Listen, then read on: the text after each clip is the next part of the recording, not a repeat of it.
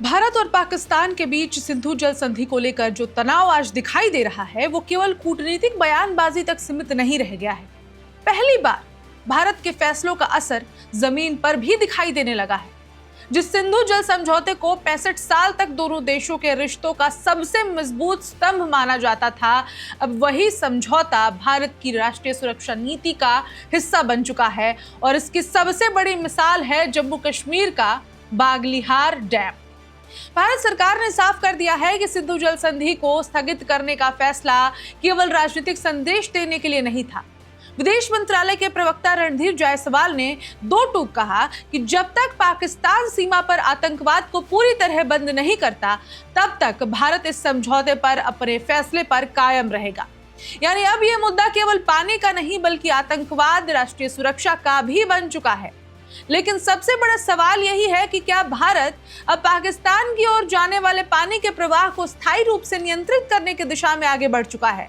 आखिर बागलीहार और किशनगंगा डैम पर भारत ने ऐसा क्या कदम उठाया है जिससे पाकिस्तान में हड़कंप मच गया है। पाकिस्तान के कृषि क्षेत्र और करोड़ों लोगों की पानी की जरूरत पर इसका कितना बड़ा असर पड़ सकता है। क्या खरीफ सीजन में 21% पानी की कमी सिर्फ शुरुआत है? पाकिस्तान बार बार इसे एक्ट ऑफ वॉर क्यों बता रहा है और भारत इस दबाव के बावजूद पीछे हटने को तैयार क्यों नहीं है? इस रिपोर्ट में हम विस्तार से समझेंगे कि 1960 की सिंधु जल संधि आखिर क्या थी, भारत ने इसे स्थगित क्यों किया, पहलगाम आतंकी हमले के बाद क्या क्या बड़े फैसले लिए गए, बागलीहार और किशनगंगा परियोजनाएं रणनीतिक रूप से कितनी महत्वपूर्ण हैं, पाकिस्तान में जल संकट कितना गंभीर होता जा रहा है और भारत के इस फैसले का वैश्विक कूटनीति पर क्या असर पड़ सकता है, और आखिर विदेशों में रहने वाले भारतीयों के लिए इस पूरे घटनाक्रम को समझना क्यों जरूरी है। क्योंकि ये सिर्फ दो देशों के बीच पानी का विवाद नहीं है, बल्कि दक्षिण एशिया की बदलती भू राजनीति, आतंकवाद के खिलाफ भारत की नई नीति और आने वाले समय के रणनीतिक समीकरणों की सबसे बड़ी कहानी बन चुकी है।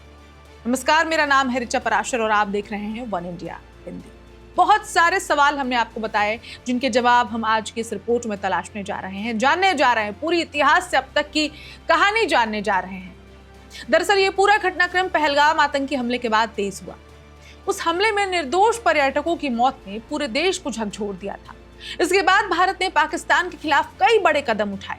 सैन्य अताशे को वापस भेजा गया, अटारी बॉर्डर पर व्यापार बंद किया गया, हवाई संपर्क पर सख्ती बढ़ाई गई और सबसे बड़ा फैसला था सिंधु जल समझौते को अबेयंस यानी कि स्थगित करना। अब इस फैसले का पहला बड़ा असर बागलीहार हाइड्रो इलेक्ट्रिक प्रोजेक्ट पर दिखाई दे रहा है। जम्मू कश्मीर के रामबन जिले में चेनाब नदी पर बना ये बांध लंबे समय से भारत और पाकिस्तान के बीच विवाद का विषय रहा है। सिंधु जल संधि के दौरान भारत को पश्चिमी नदियों पर सीमित अधिकार दिए गए थे, लेकिन जल विद्युत परियोजनाएं बनाने की अनुमति भी दी गई थी। बागलीहार उसी व्यवस्था के तहत बना था।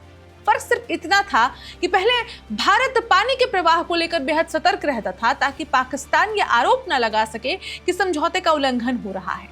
लेकिन अब जब भारत ने समझौते को स्थगित कर दिया है तो उसने पहली बार पानी छोड़ने के समय और मात्रा को अपनी रणनीतिक जरूरतों के अनुसार नियंत्रित करना शुरू। इसके साथ ही किशनगंगा परियोजना भी चर्चा में है। झेलम की सहायक नदी पर बने इस प्रोजेक्ट को लेकर भी भारत तकनीकी विकल्पों पर काम कर रहा है।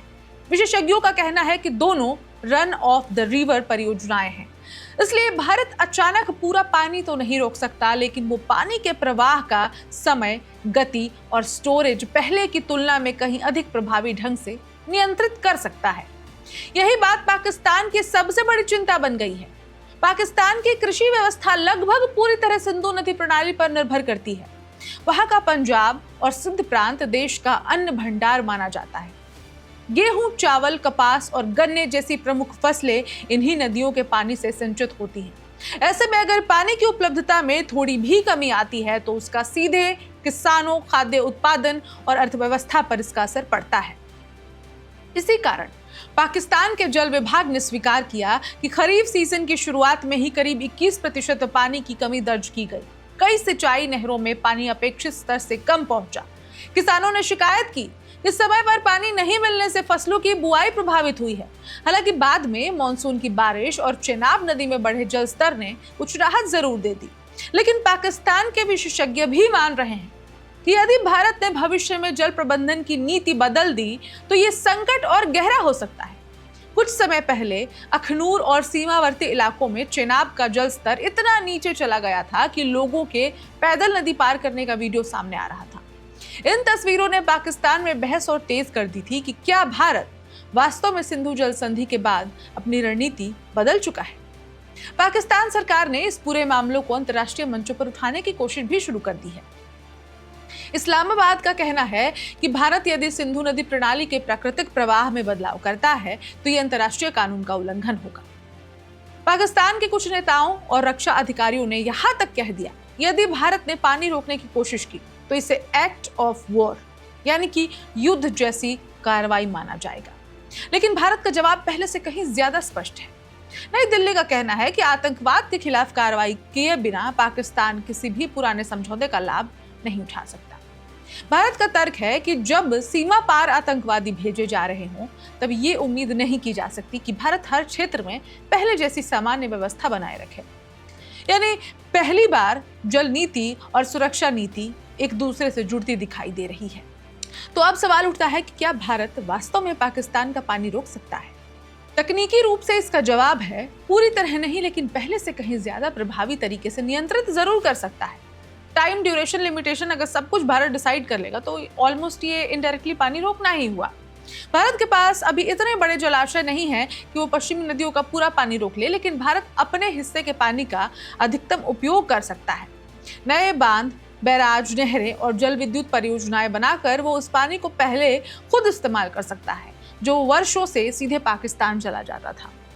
विशेषज्ञ बताते हैं कि भारत आज भी सिंधु जल संधि के तहत मिले अपने अधिकारों का पूरा उपयोग नहीं कर पाया है। यदि आने वाले वर्षों में इंफ्रास्ट्रक्चरल तेजी से विकसित होता है तो स्थिति बदल सकती है। यही कारण है कि पाकिस्तान की चिंता केवल आज के पानी को लेकर नहीं है, बल्कि अगले 10 से 20 वर्षों को लेकर भी है। इस पूरे घटनाक्रम का असर केवल दक्षिण एशिया तक सीमित नहीं रहेगा। दुनिया के लगभग 3.5 लगभग 3.5 करोड़ भारतीय मूल के लोग विदेशों में रहते हैं।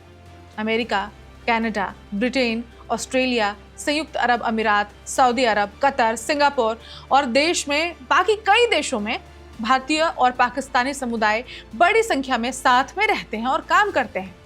जब भारत और पाकिस्तान के बीच तनाव बढ़ता है तो अंतर्राष्ट्रीय मीडिया भी ये मुद्दा प्रमुखता से उठाता है। विदेशों में रहने वाले भारतीयों से अक्सर इन घटनाओं पर सवाल पूछे जाते हैं। कई विश्वविद्यालयों, थिंक टैंकों और मीडिया मंचों पर भारतीय डायस्पोरा को भारत का पक्ष मजबूती से रखना पड़ता है।